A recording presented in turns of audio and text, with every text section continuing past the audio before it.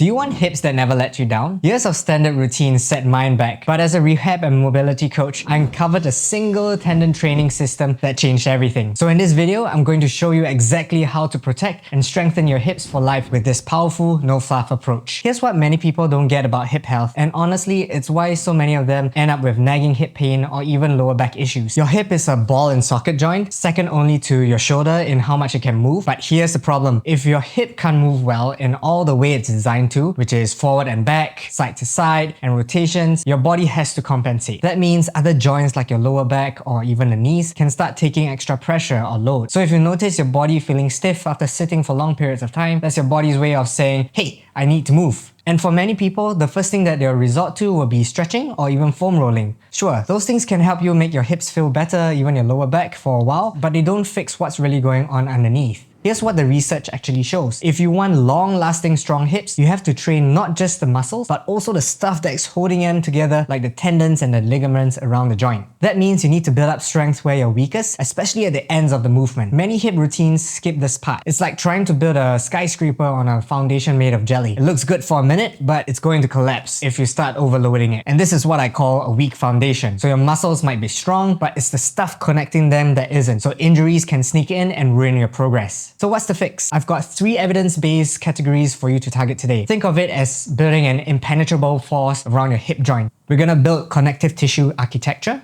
develop load-bearing capacity, which allows your tendons to handle stress in those awkward end positions, which are usually more prone to injury. And lastly, we're gonna develop neurological control, turning floppy flexibility into strong usable ranges of motion. And here's a simple equation for you to understand better. Whenever you have an injury, the external load of force is going to be larger than the load-bearing capacity of your connective tissues.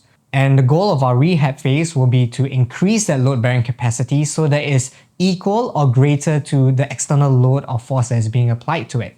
And as we continue to increase that load-bearing capacity and it starts to be greater than whatever load and external force is being applied, then we can start to prevent more injuries better, especially when playing sports or doing any kind of physically demanding activities. So keep that in mind when we are doing exercises and why we're doing it. So if you want to prevent any injuries from occurring in the future, you need your tendons to be way ahead of the game. If you want to stop compensating and start dominating, you need your hip capacity way ahead of any demands you place on it. This isn't just about removing the pain, but also about building hips that move with both strength and control for the long term. Now, before we start our main exercise categories, it's important to prime our hip joint and improve proprioceptive awareness. So we'll start by performing 2 to 3 sets of hip-controlled articular rotations to prepare the joint for our training. For the hip curls, you can be doing it in a standing position or on a tabletop position, but for today, I'm going to be showing you how to do it on a standing position. And whenever you think about doing hip curls or any kind of curls, I want you to think about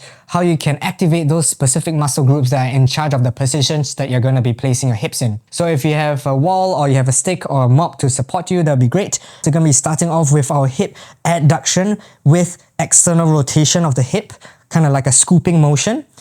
So you're going to scoop up and then you're going to transit over to a hip flexion. From a hip flexion, you're going to transit over to a hip abduction and internal rotation, and then rounding to the back for a hip extension.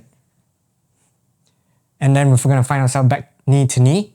And then from here, we're going to reverse the motion by pushing back to hip extension.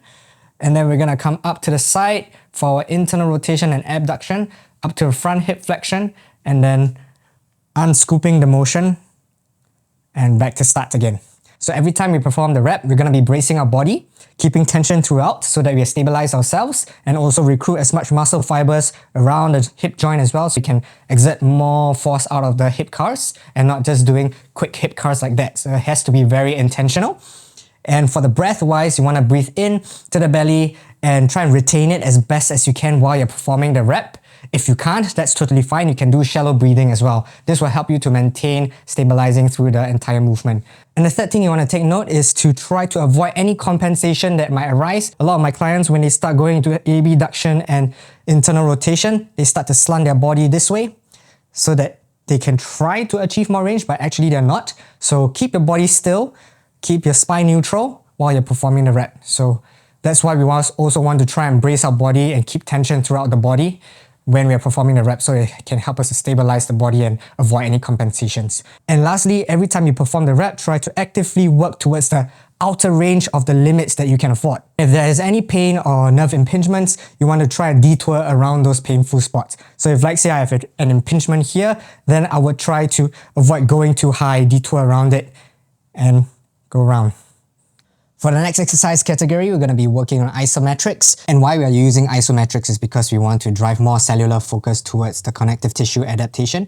If we start to implement more movement into our exercises, then it's going to start producing more actin and myosin, which is our movement proteins to drive our muscular system. We are working specifically on the rotational muscle groups today, so the internal and the external rotations of the hip, so that we can target the deepest tissues that are connected to the joints. My idea for this video is so that you can take these concepts and you can apply it to all the different positions that you want to train for. So you got hip flexion, hip extension, hip abduction, hip adduction as well. And yes, I'm showing you all these exercises so that you can do it in the comforts of your home. You don't have to purposely go to the gym and work through all the exercises for 1 hour and then head back home. But with all these kind of examples that I'm showing you, I hope that you can just apply them conveniently on your own time whenever you have spare time through your day. And I'm going to be using stretch straps for this. So if you don't have stretch straps, you can use thick resistant bands, but I like to use these ones because these ones allow me to get static muscle contraction, whereas resistant bands, you can still get a little bit of movement from those.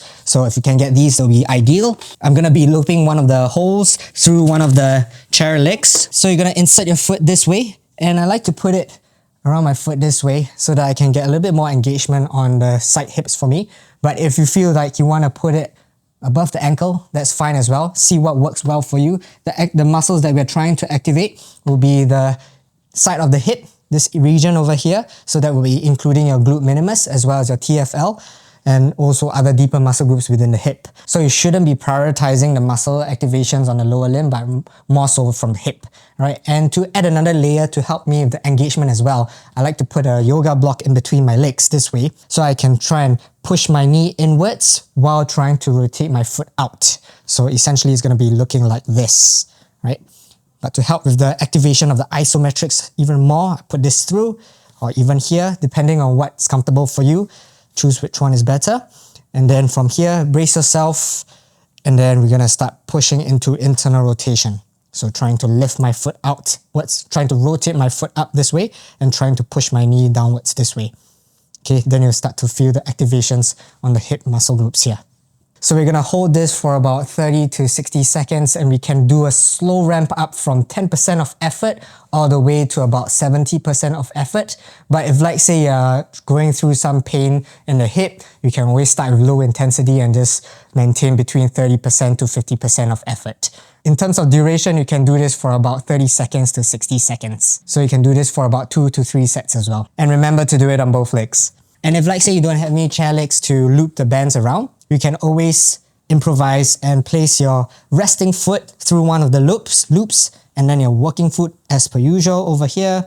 And what you can do is pin your resting foot onto the ground as a placeholder, and then the working leg as per normal from here, and you can start working like this as well. And if like say you want to cut the working time in half, you can actually do both legs at the same time. So you can loop through your foot this way for both sides, place the yoga block here, put your hands by your side, and then you can start working internal rotation like this. And why I like to do it one leg at a time is so that I can find the right activation of the hip muscle groups, rather than if I do it 2 at one go, it's going to be hard for me to kind of like multitask and try to feel for both sides. So unless you're very in tune with your body and you understand which muscle groups to fire out during the isometric, then it's fine, you can do both sides. But if you have no time, I totally understand, so you can do both legs at the same time. That's fine as well, you can also train that way. So if I'm going to be working on external rotation now, I can similarly put through one of the chair legs through the loops, and then for the same leg that I'm working, I'll be working on the opposite direction now. And now I'm going to be trying to rotate my foot inwards so that I can engage on the external rotation of the hips,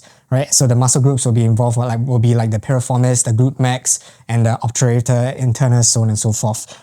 Position yourself so you're in 90 degrees for the hips and the knees. Place your hands by your hips and then start working isometrically, trying to rotate the hip.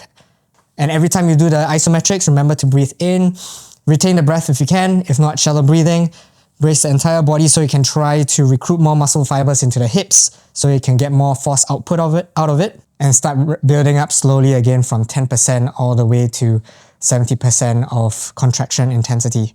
And the other thing to take note is that when we train our isometrics, it doesn't have to be just a single joint angle. We can apply multi-joint angles for different sets. And if, like, say you don't have any stretch straps, you can always bring your foot up this way, place it on your knee, and try to drive down this way. All right, so same concept, breathe in, brace the body, and drive down. And feel the activation on this side here. And if you don't have any equipment and you want to work in internal rotation, then you can start to place yourself in a 90-degree position this way. We call it a 1990 because 90 degrees here, 90 degrees here. You can brace yourself by placing your hands on the ground. And what you want to do is drive your foot into the ground this way. So trying to go into external rotation, but you're in an internal rotation position. Okay, so brace yourself, breathe in, tense the body, and trying to drive activation from your hip muscle groups.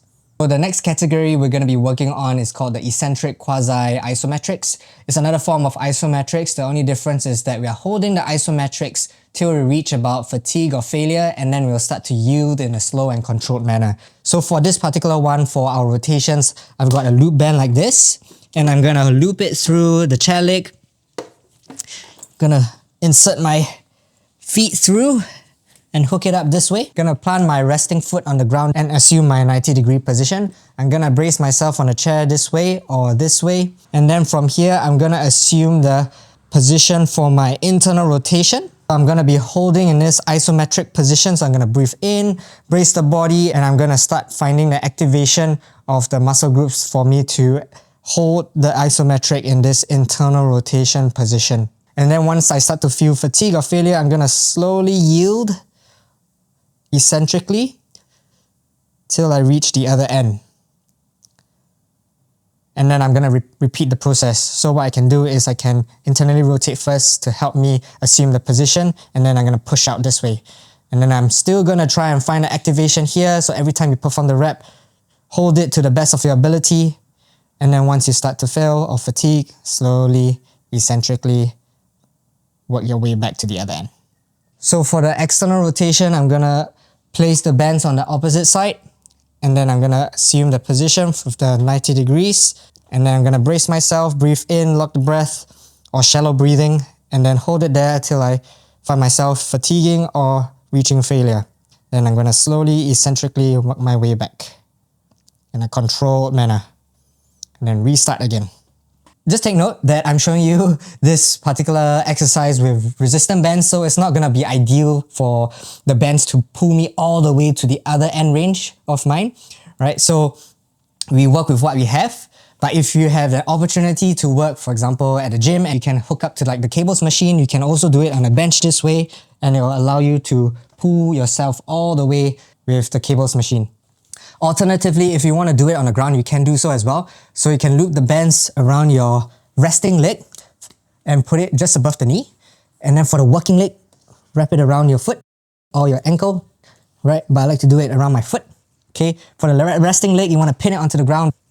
Lift your working leg up, and then you're going to assume the position for your hip internal rotation first, and then you're going to start working isometrically until you start to feel fatigue or failure, and then you're going to start yielding back.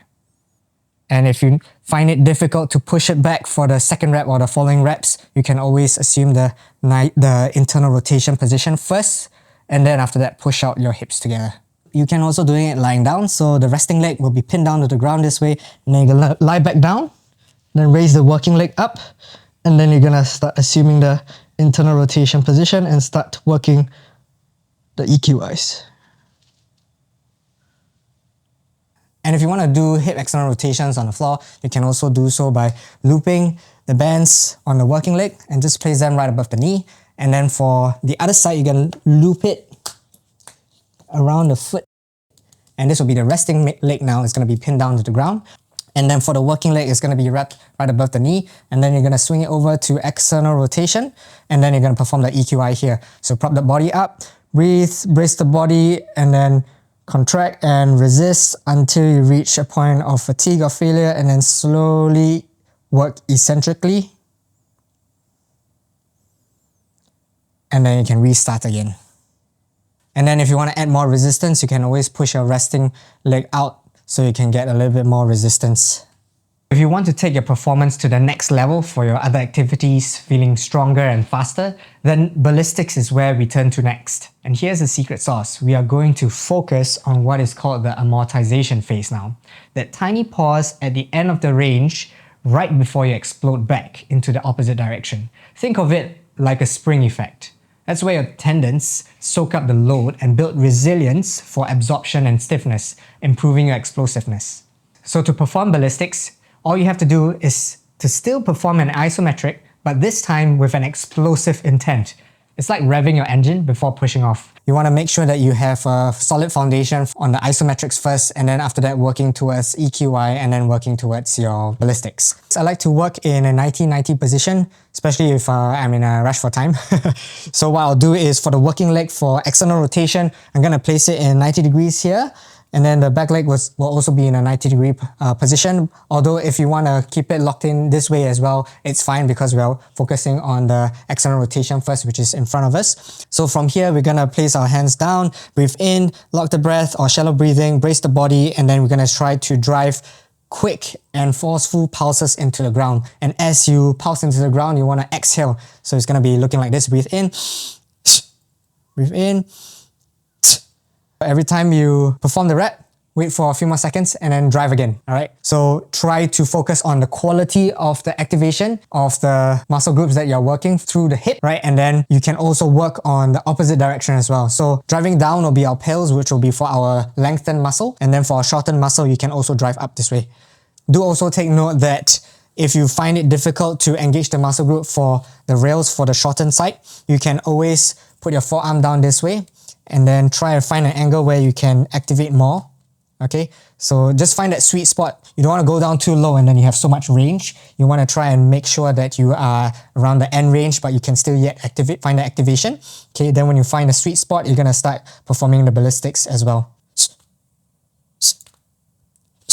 For sets and reps, you can do this for about 3 to 5 sets, 30 to 60 seconds, but we're not driving it to fatigue or failure. We are trying to promote the quality of the rep. So internal rotation, similarly, we're going to be still in a 90-90 position, but in an internal rotation position. We're going to place our hands by our sides this way again, and then brace our body, breathe in, and then work with our ballistics this way. Driving into the ground. So working on the lengthened side and then working on the shortened side as well. So for the shortened side, we're going to try and lift it off the ground. Likewise, similarly to the external rotation, you want to find a position that allows you to still find the engagement for the internal rotation muscle groups. Because if you can't find it, then you might be compensating in other areas. So make sure that you can find the activation first, found the sweet spot, then you can start working with your ballistics. And if, like, say, you want to work on catches as well for your rotations, you can loop bands here like this around the chair leg. And then I'm going to sit down on the sofa this way and then brace myself. Make sure your spine is neutral. Lift your leg up this way, but keep it in a 90-degree position. And then from here, work internal rotation.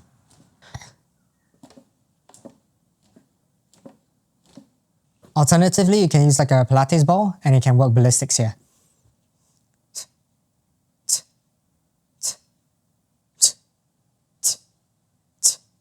One thing to take note is that for ballistics, you can also use the positions from the isometrics category. The only thing different is the intent behind it. So instead of long static muscle contractions, for ballistics, we are thinking about high quality, quick force output and quick release as well, and not training to fatigue or failure. I do admit that I don't always have the opportunity for the best setups at all times, so always think about safety in mind whenever you set your position up and perform the exercises. At the end of the day, the intent is very important as well, making sure they're activating the right muscle groups, you're not pushing through unnecessary sharp pains, right? But working still to a level of intensity that supports the goal that you want to achieve. So if rehab is your goal in mind, then you don't want to push through a pain of 3 out of 10. If you're working for strength gains, you want to make sure that you're pushing to a high level of intensity between 70% to about 90 or 100% even, but depending on how you feel that day. Because if, like, say, you're someone that is very busy, you don't want to perform max effort and then fatigue your nervous system and then you can't perform for the rest of the day for your work. All this has to be taken into consideration as well. All the sets and reps that I've shared, the programming guidelines, these are just guidelines for you to follow.